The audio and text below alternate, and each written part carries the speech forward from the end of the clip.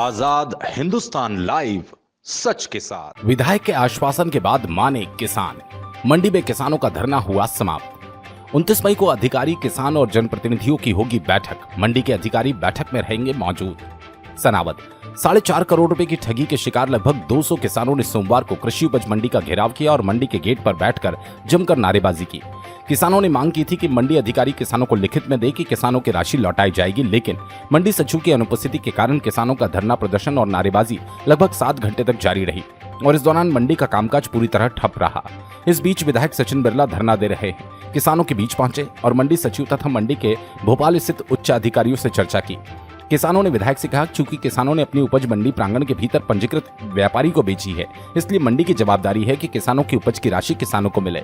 विधायक ने किसानों की मांग को जायज बताया और कहा कि 200 किसानों के प्रतिनिधि मंडल के साथ शीघ्र ही भोपाल जाकर मुख्यमंत्री और कृषि मंत्री से मुलाकात करेंगे और किसानों की उपज की राशि किसानों को दिलाई जाएगी।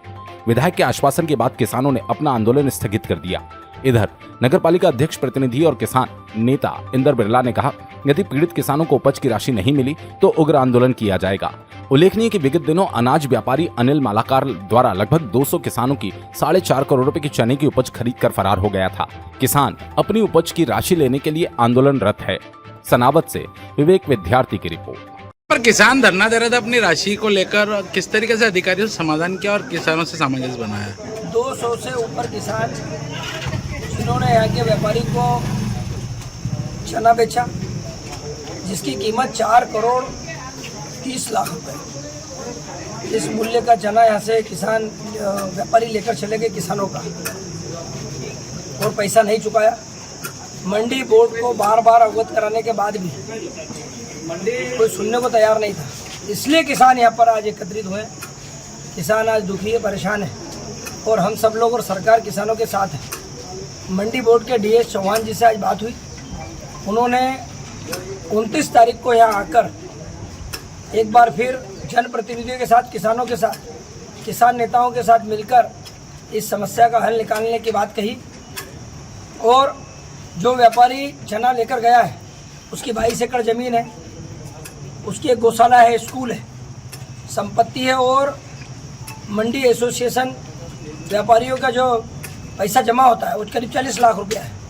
उन सब मिला के 3-3.25 करोड़ रुपए हो रहे हैं।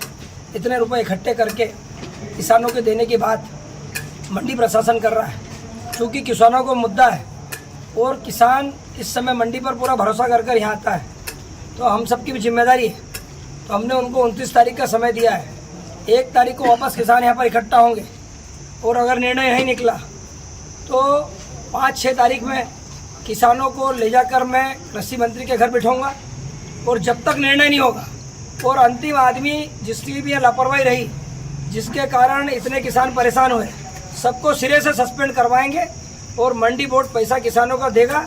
ये काम हम सब लोग जनहितैषी भारतीय जनता पार्टी के सरकार के नेतृत्व में करेंगे।